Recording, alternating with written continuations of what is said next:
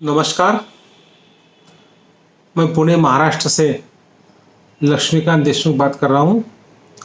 आज मैं धर्म और सामाजिक सद्भाव इस विषय पर कुछ बातें आपके सामने प्रस्तुत करने जा रहा हूँ। लेकिन सबसे पहले मैं डॉक्टर शिवमंगल सुमन जी के पावन स्मृति को वंदन करता हूँ, उनको याद करता हूँ और बड़ी नम्रता से मैं आप पाठकों के सामने, श्रोताओं के सामने मेरे कुछ अपने विचार धर्म और सामाजिक सद्भाव के बारे में प्रस्तुत करने चाहता हूँ। आशा है कि आपको वो पसंद आएंगे, उस पर आप कुछ सोचेंगे, गौर करेंगे और जहाँ तक हो सके अपनाने की कोशिश करेंगे। क्योंकि आज की सबसे जो बड़ी समस्या है भारत की, वो है धार्मिक सद्भाव का अभाव।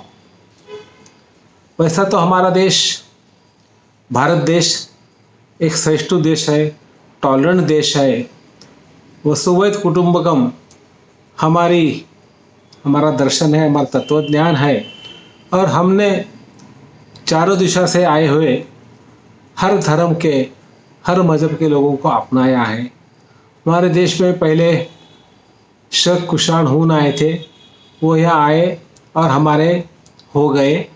आज वो अलग पहचान में नहीं जाते। लेकिन बाद में जो मुग़ल शासन आया, इस्लाम की सल्तनत आई, वो यहाँ तो बस गए, घुल मिल गए, फिर भी उनकी अलग पहचान, मजहबी पहचान कायम रही। और इस कारण इस देश में कुछ टकराव का माहौल था। लेकिन आम तौर पे दोनों धर्म के लोग, हिंदू मुस्लिम, एक दूसरे का सम्मान करते थे, साथ में रहते थे, एक तरह का उनमें सामाजिक सद्भाव था। लेकिन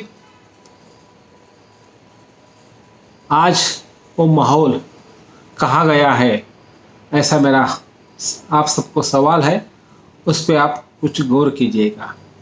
आज हम हमारे प्यारे भारत देश की 75वीं सालगिरह मना रहे हैं, अमृत महोत्सव मना रहे हैं। लेकिन इस अमृत महोत्सव का जश्न मनाने का माहौल आज भारत में कहीं दूर दूर तक नज़र नहीं आता।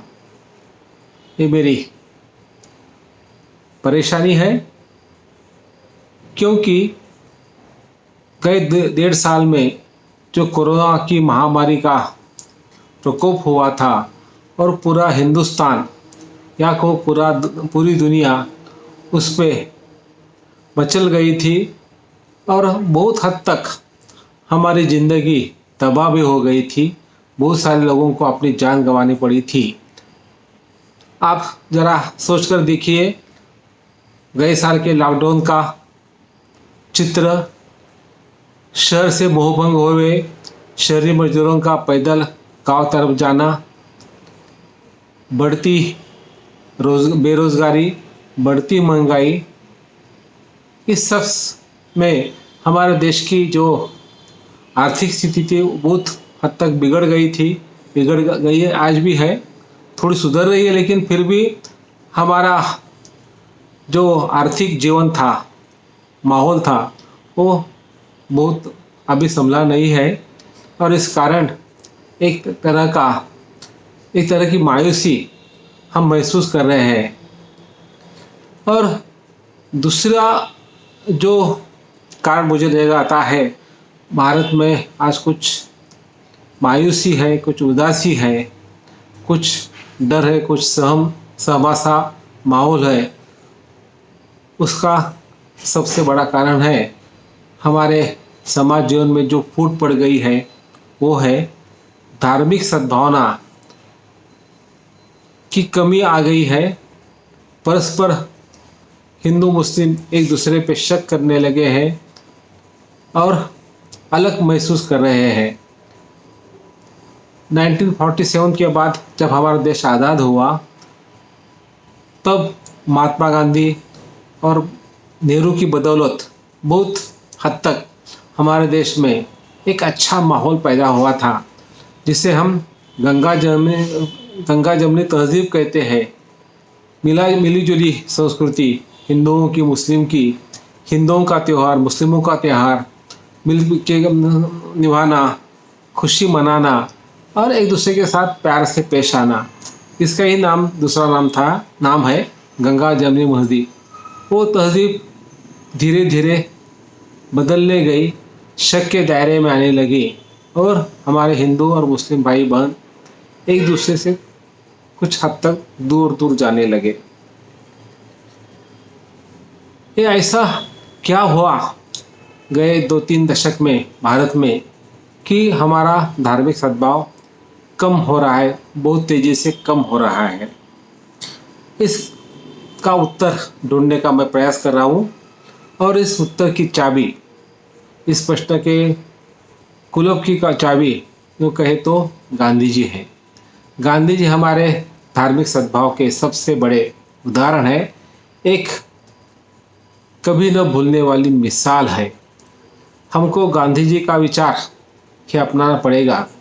मेरा खुद का मानना है कि भारत का जो विचार है वो गांधी विचार है। असल में गांधी जी ने जो कहा था, जो अपनाया था, जो करके दिखाया था, वो पूरे भारत के गांव-गांव तक पहुंचा है। हम जाने अनजाने में उनका नाम लिए बिना भी बहुत सारी बातें जो करते हैं वो गांधी जी की विचार की देन है, गांधी जी के प्रभाव का माहौल है जो हमारे दिल में, हमारे डीएनए में बस गया है। इसलिए हमको गांधी जी की तरफ जाना पड़ेगा और कुछ ढूंढना पड़ेगा। आज आज़ादी के 75 साल के बाद देश में सद्भाव की कमी क्यों नज़र आती है? धर्म के नाम पर नफरत फैलाने की दोनों तरफ से कोशिश क्यों जारी हो रही है, लगातार चल रही है? हमको उस की इतिहास में बहुत डूब कर देखने की ज़रूरत नहीं है, क्योंकि यदि हम उसमें डूबने लगे, खोजने लगे तो बात बहुत दूर तक निकल आएगी। उससे हासिल कुछ नहीं होगा। हासिल यही होगा कि दोनों तरफ से बहुत सारी गलतियां हुई है। दोनों धर्म के, दोनों मज़हब के धर्म पंडितों ने, मुल्ला मौलवी ने और राजनीतिज्ञों ने बहुत सारी चीज़ें की है अपने निजी स्वार्थ के लिए, लेकिन उसका परिणाम हमारे सद्भाव कम होने में हुआ है। इसलिए ये इतिहास जो कुछ हद तक ठीक नहीं है, काला सा है, वो दोहराने की ज़रूरत है। लेकिन इतना तो जान लेना ज़रूरी है कि कुछ कारणवश हमारे बीच में अविश्वास की दरार पड़ गई है। सच कहो तो सामाजिक सद्भाव जब हम कहते हैं, उसकी बुनियाद कम से कम भारत के लिए तो धार्मिक सद्भाव ही है, क्योंकि भारत में की सबसे बड़ी रुकावट जो है सद्भाव में, इंटीग्रेशन में, बंधुता में, वो धार्मिक सद्भाव की है। हमारे संविधान के प्रियम्बल में जो फ्रैटर्निटी शब्द आया है, बंधुता आया है, वो बड़ा ही महत्वपूर्ण है, क्योंकि बंधुता या ब्रदरहुड हमारे आसपास आपस में बातचीत की और रहने की एक बड़ी अहम चीज़ है। यदि हम में फ्रैटर्निटी है, बंधुभाव नहीं है, तो हम एक दूसरे के साथ प्यार से नहीं रह सकते। इसलिए बंधुता हमारे स्वतंत्रता के लिए, समानता के लिए और धार्मिक सद्भाव के लिए निहायत ज़रूरी है, ऐसा मेरा कहना है, ऐसी मेरी सोच है। दोस्तों, आप जानते हैं कि हमारे देश पर कम से कम 150 साल अंग्रेज़ों ने अमल किया था, राज किया था। उन्होंने पहचान लिया था कि भारत में उनके आने के पहले मुस्लिम शासक थे जिन्होंने 700 साल राज किया था, और वो खुद को कुछ बड़े मानने लगे थे और वो उनके जहन में बस गया था कि हम शासक हैं, हम रूल करने वाले, राज करने वाले हैं और हमने हिंदुओं पे राज किया है। लेकिन धीरे धीरे वो ख़त्म हो रहा था और 1857 आने तक हिंदू और मुस्लिम संस्थानिकों ने, रजवाड़ों ने ये जान लिया कि हम में जो फूट पड़ रही है वो इंग्रज के कारण हुए, वो हमारे सबसे बड़े दुश्मन हैं और उनको हमारे देश से निकालना पड़ेगा, उसके सिवा हम आपस में अच्छे ढंग से नहीं रहेंगे। इसलिए उन्हें 1857 का जो पहला स्वातंत्र समर जिसे हम कहते हैं, वो कंधे से कंधे मिलाकर लड़ा था दोनों हिंदू मुस्लिम लोगों ने। और उस समय एक अच्छा माहौल देश में था।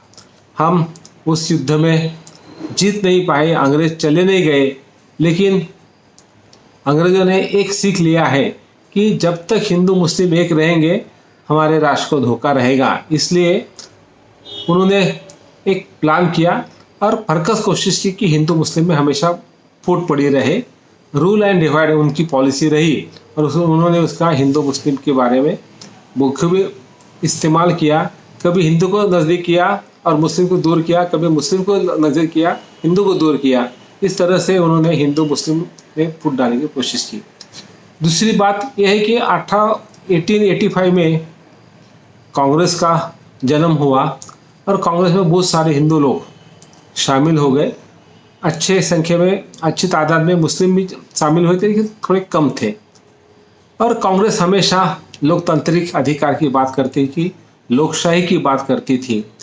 इस कारण जो मुस्लिम के जो रूलर्स थे, कुछ पढ़े लिखे लोग थे जिनके दिल में लीडराना कमीशंस थी, वो जान गए कि यदि भारत आज़ाद हुआ तो लोकशाही में हमारा संख्या बल कम होगा और हमारा रुतबा कम हो जाएगा।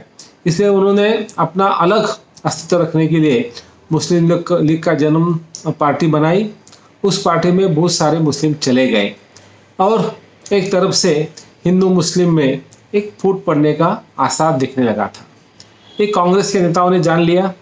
पहले लोकमान्य तिलक जी ने 1916 में लखनऊ करार करके मुस्लिमों को कुछ ज़्यादा ही प्रतिनिधित्व देने की बात की, मंजूरी दी। बाद में गांधी जी ने, बापू जी ने खिलाफत मूवमेंट में की शुरुआत की। उसका उनका उद्देश्य था कि हर कीमत पे मुस्लिम हिंदुओं के साथ रहे तो हम मिल के अंग्रेज़ को भगा सकते हैं, आज़ाद हो सकते हैं। ये दोनों लोगों की कोशिशें, लोकमान्य तिलक जी की और महात्मा गांधी जी की कोशिशें कुछ समय तक अच्छी कामयाब हुई, लेकिन बाद में मुस्लिम लीग की बढ़ती लोकप्रियता मुस्लिमों में और उनके लीडरानों की अलग देश की कल्पना से माहौल बिगड़ गया। मुस्लिम लीग ने अलग देश की मांग की, विभाजन की मांग की और उसमें उन्होंने सफल रहे और एक पार्टीशन होने के बाद भारत आज़ाद हुआ। लेकिन उसका जो असर था, एक प्रकार का अविश्वास था, वो भारत में कुछ हद तक रहा। उसका वो जानते थे, महात्मा गांधी जी और पंडित नेहरू जी, उन्होंने देश की स्थिति संभाली और हमारे भारतीय लोगों को शांति का, अमन का जैसा पाठ दिया, वैसा ही उन्होंने सेकुलरिज्म का पाठ दिया और एक गंगा जमनी तहजीब का पुरस्कार किया। जो लोग मुस्लिम भाई बहना पाकिस्तान नहीं चले गए, वो हमारे हिंदुस्तानी भाई बहन हैं, उनका देश से लगाव था, प्यार था, इसलिए वो भारत छोड़ के नहीं गए थे। ये उन्होंने सबको बताया और लोगों ने मान लिया और एक बार फिर से हमारे गंगा जमनी तहजीब आगे बढ़ने लगी और परस्पर भाईचारा बढ़ने लगा। ये एक अच्छा दौर था 1950, 60, 70 तक का, जो गंगा जमनी तहजीब के लिए बहुत अच्छा दौर माना जाता है, मैं मानता हूँ। इस पीरियड में ज़्यादा प्रभाव पंडित नेहरू जी का था, जो लोग 17 साल भारत के प्राइम मिनिस्टर रहे थे। उनका करिश्मा का, उनके प्रभाव का करिश्मा देखिए, उनकी व्यक्तित्व के जादू देखिए कि हमारे उस समय के जो कवि शायर थे, हिंदी फिल्म के गीतकार थे, वो सब गंगा जमनी तहजीब के कायल हो गए और उन्होंने अपने कविता में, गीतों में, फिल्मी गीतों में इसका बहुत अच्छा बढ़ चढ़ के प्रचार किया था। मैं कुछ मिसाल देना चाहता हूँ, क्योंकि ये जो धार्मिक सद्भाव है, भाईचारा है, आपसी मेल मिलन है, गंगा जमनी तहजीब है, वो दिल की आवाज़ है, वो दिल की बात है और दिल की बात अहम होती, क्योंकि हम हमेशा ही दिल की बात सुनते हैं और उस पर अमल करते हैं। इसलिए जब कोई शायर, कोई गीतकार बड़ी अच्छी ढंग से गीतों में संगीत के सहारे कोई बात कहता है, गीत कहता है और कुछ संदेश देता है, तो हमारे दिल को छू जाता है।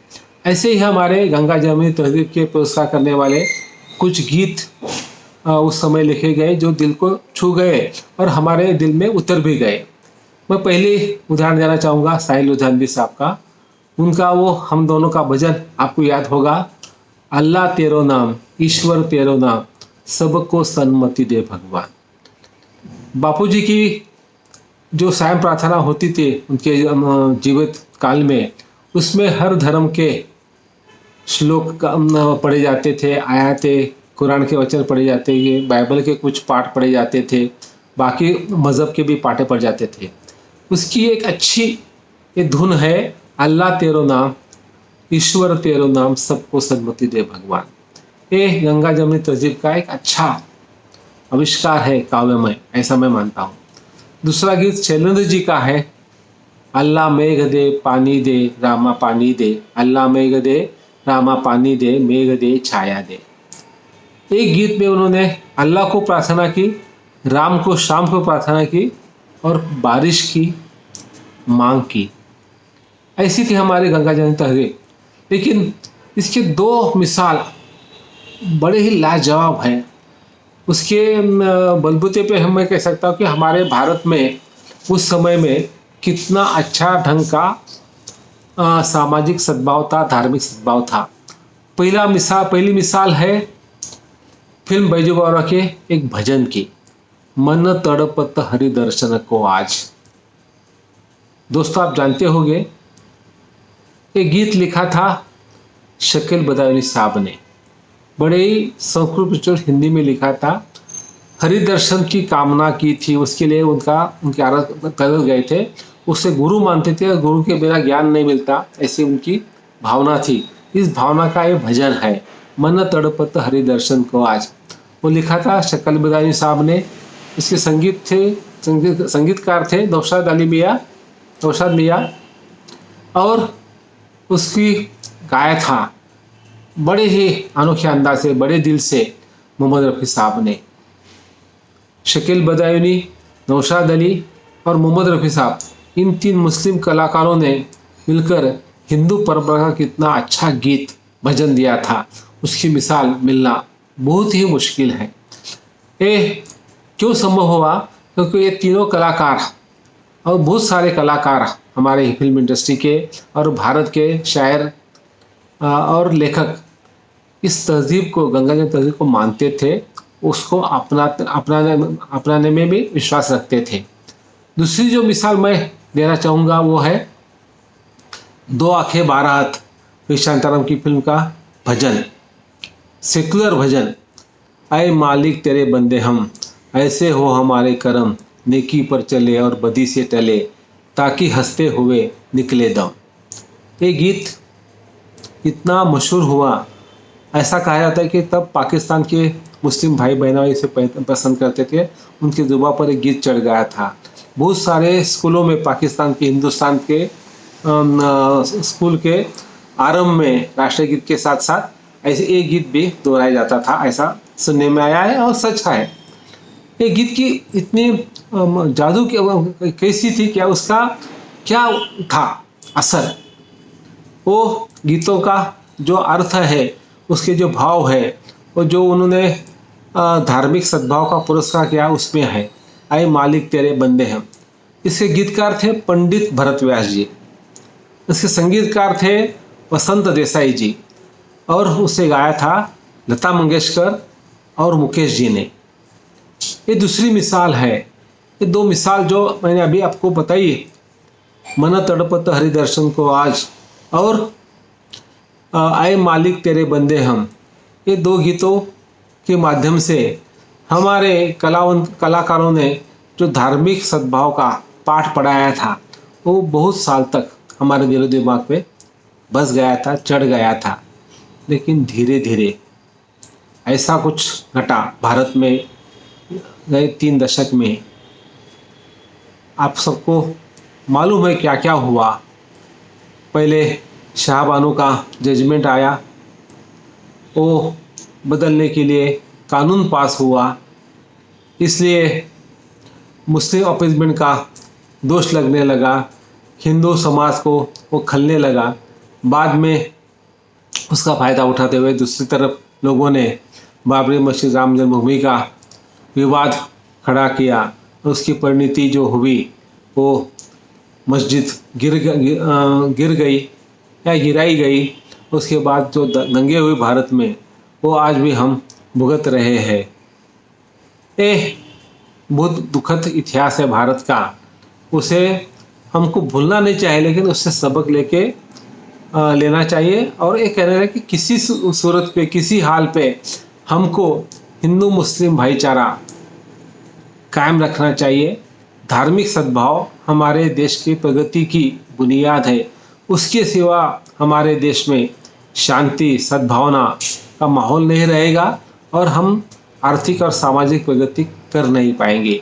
इसलिए मुझे लगता है कि धार्मिक सद्भाव हमारे देश का सबसे बुनियादी सवाल है और उसकी खोज, उसका चिंतन महात्मा गांधी ने जितना किया था उतना किसी और ने किया। बहुत सारे लोगों ने किया है, ये सही है, लेकिन गांधी जी का जो प्रभाव था पूरे हिंदुस्तान में हर दिल पे, वो उस कारण उन्होंने जो प्रयोग किए, उन्होंने जो विचार रखे थे वो हमको अपनाने चाहिए। उन्होंने कहा था कि हमारा राष्ट्र ये किसी एक मज़हब का राष्ट्र नहीं है, वो यकीनन हिंदू राष्ट्र नहीं है, वो यहाँ बसे हर मज़हब के लोगों का राष्ट्र है। आप तो जानते हैं कि भारत में यहाँ के पैदा हुए 4 धर्म है, हिंदू, जैन, सिख और बौद्ध धर्म है। और बाहर से आए हुए 2 प्रमुख धर्म मानने वाले हैं, इस्लाम और ईसाई, और कुछ संख्या में पारसी है, कुछ संख्या में जू है। ऐसे 8 धर्म के मानने वाले, हर धर्म उसकी परंपरा का पालन करते हुए रहने वाले लोग भारत में हैं। इसलिए भारत एक बहु धार्मिक और बहु सांस्कृतिक देश है। इसके लिए हमको हर संस्कृति का, हर धर्म का आदर सम्मान करना चाहिए। लिव एंड लेट लिव, जियो और जीने दो, आदमी ने आदमी से प्यार करना, इससे बढ़कर कोई और चीज़ हो ही नहीं सकती। इस सीख से हमको चलना चाहिए। यदि वो हम भूल गए, ये बापूजी की उपदेश की सीख थी, यदि वो हम भूल गए तो मुझे लगता है कि हम बहुत बड़ी भूल करेंगे और इतिहास हमको, हिस्ट्री हमको कभी माफ़ नहीं करेगा। आज हम धार्मिक सद्भाव के अभाव के कारण जो भुगत रहे हैं, जो झेल रहे हैं, जो त्रासदी झेल रहे हैं, उस त्रासदी के कारण हमारा ज़िंदगी ठीक नहीं चल रही है। हमको आगे बढ़ना है, अच्छी ज़िंदगी जीनी है, भाईचारे की ज़िंदगी जीनी है और हमको हर मज़हब का सम्मान करना चाहिए।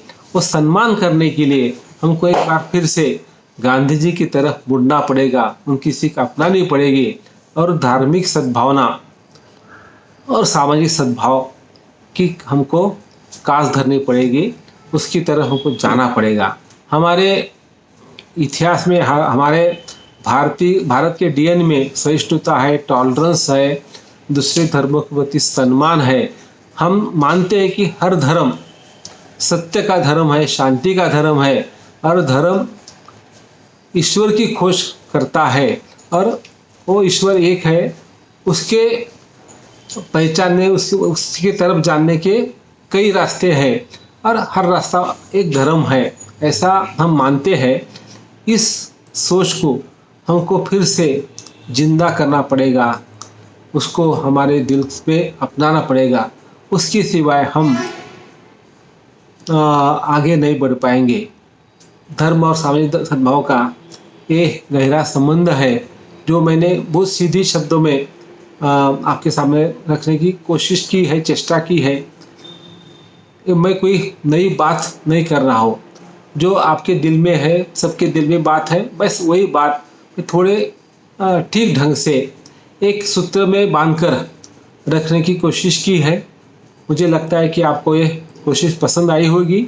आपके दिल में ये धार्मिक असंतोष खलता होगा उसको मैंने उजागर किया है। तो आओ हम कुछ देर सोचें और इसका प्रण किए कि जो हुआ सो हुआ, इसके आगे ये नहीं होगा। हम सब मिलके रहेंगे क्योंकि हम भाई भाई हैं। आपको फिर एक बार एक फिल्मी गीत का एक दो लाइन बताते हुए मैं अपनी बात समाप्त करना चाहता हूँ। प्यार बांटते चलो, प्यार बांटते चलो, क्या हिंदू क्या मुसलमान, हम सब है भाई भाई। हम सब भाई भाई है, हिंदू मुस्लिम सिख ईसाई, हम सब है भाई भाई। ये हमारा एक अच्छा बहुत पॉपुलर स्लोगन था। उसको हमको फिर एक बार उसी जोश से, उसी अंदाज से, उसी भाव से जोरदार उसका ऐलान करना पड़ेगा, हमारे को दिल में बसाना पड़ेगा, तभी हम अच्छे ढंग से जी सकेंगे। और भारत की जो गंगा जमुनी तहजीब है, जिस पे कभी दुनिया फक्र करती थी, गर्व करके महसूस करती थी, वो फिर हमको कायम करनी पड़ेगी, आगे बढ़ानी पड़ेगी और हमेशा हमेशा के लिए जिंदा रखनी पड़ेगी। और एक बार फिर से हम महात्मा गांधी जी को वंदन करते हैं। उनकी सेक्युलरिज्म सोच को अपनाने की कोशिश करने का प्रण करते हुए, निश्चय करते हुए मैं आपको उसकी विनती करूँगा, आग्रह करूँगा और अपनी बात इसी शब्द के साथ समाप्त करूँगा। धन्यवाद। जय हिंद।